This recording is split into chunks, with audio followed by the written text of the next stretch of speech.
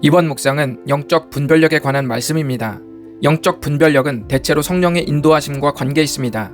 이전에 나누었던 세 가지 묵상, 즉 항상 기뻐하고 쉬지 말고 기도하고 범사에 감사하라는 말씀은 성령의 인도함을 바르게 받을 때 나타나는 모습입니다. 우리가 신앙생활을 하다 보면 각자가 가진 기질과 성향의 지배를 받아서 한쪽으로 치우치는 경향을 보입니다. 어떤 분은 합리적이고 보편 타당한 상식 안에서만 하나님의 뜻을 헤아리는 분들이 있습니다. 그런가 하면 어떤 분들은 꿈을 꾸거나 신비스러운 환상에 압도될 때만 하나님의 뜻을 발견하는 분들이 있습니다. 둘 다 영적 분별의 극단에 치우친 모습입니다. 사도 바울은 데살로니가 성도들이 실질적인 삶에서 성령의 인도를 바르게 받아 영적으로 잘 분별하기를 바라고 있습니다. 그럼 지금부터 양 극단을 치우친 영적 분별을 바로잡으면서 묵상 말씀 나누도록 하겠습니다. 먼저 합리적이고 보편 타당한 상식으로만 하나님의 뜻을 헤아리는 분들은 성령님의 생각을 소멸시킬 수 있습니다. 먼저 바울은 성령을 소멸하지 말고 예언을 멸시하지 말라고 했습니다. 이 둘은 같은 명령인데요. 한마디로 말하면 예언을 멸시해서 성령의 불을 꺼버리지 말라는 말입니다. 성령은 종종 불의 이미지로 묘사되곤 하는데요. 예를 하나 들어보면 로마서 12장 11절에 열심을 품고 주를 섬기라는 말씀을 직역하면 성령으로 뜨겁게 달구어져서 주님을 섬기라는 뜻입니다. 만약 이 불을 끈다면 그것은 하나님의 열심을 의지적으로 거절하는 일이 될 것입니다. 특별히 이번 묵상 본문은 성령의 사역 중 구체적으로 예언에 대한 분야를 말하고 있습니다.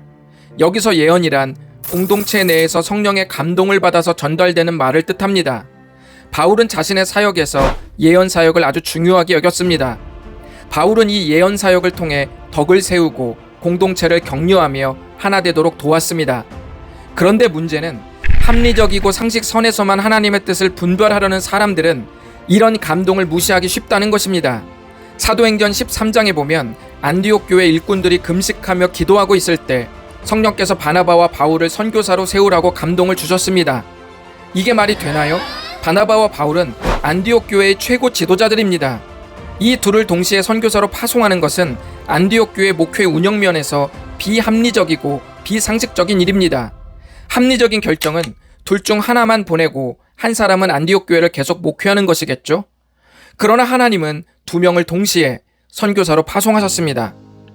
합리적이고 상식적인 건 나쁜 것이 아닙니다.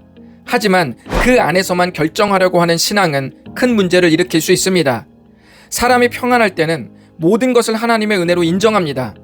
그러나 고난이 닥치면 답답해지기 시작합니다. 그때 사람은 이 문제를 해결하기 위해 더 냉철하고 합리적으로 판단하게 됩니다. 그 자체는 나쁘다고 볼 수는 없는데요. 문제는 더 합리적으로 생각하는 과정에서 이따금씩 상식을 넘어서서 역사하시는 성령의 감동을 비합리적이라는 이유로 거부하게 되는 일이 발생한다는 것입니다. 하나님은 이 거부를 아주 강하게 경고하셨습니다. 20절에서 예언을 멸시하지 말라는 말은 아주 강한 뜻인데요. 이 단어는 헤롯과 로마 군병들이 예수님을 조롱하는 태도를 표현할 때 사용되었습니다. 믿음은 바라는 것들의 실상이고 보이지 않는 것들의 증거입니다. 성령의 감동은 바랄 수 없는 상황에서 바랄 수 있다는 확신을 심어주고, 성령의 감동은 해답이 보이지 않는 현실을 실제로 해답이 있음을 믿게 만드는 증거가 됩니다. 신앙에서 이 여지를 두지 않으면 우리는 무신론자와 다르지 않은 정서를 갖게 됩니다. 성경은 합리적인 책이지만 합리적이지만은 않습니다.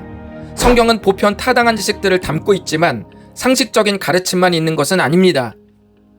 하나님의 명령에 순종하여 본토 친척 아비집을 떠나는 아브라함, 모세에게 홍해바다를 가르라고 지시하는 하나님, 물맷돌을 가지고 골리앗에게 돌진하는 다윗, 깊은 데로 가서 그물을 던지는 베드로, 자신의 전부를 바치는 과부의 두렙돈, 예수님의 시체를 달라고 당돌하게 요구하는 아리마대 사람 요셉, 자기를 죽이려는 자들이 들끓는 루스드라 성으로 다시 들어가는 사도 바울, 이들에게 이 순간은 모두 고난이었고 앞이 캄캄한 순간입니다.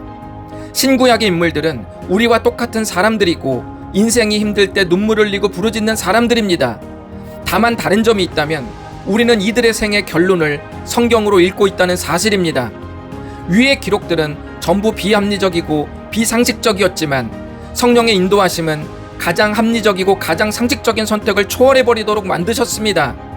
그러니 합리와 상식 틈을 비집고 들어오는 성령의 생각을 꺼뜨리지 마십시오. 여러분의 인생은 언제나 역전이 있습니다.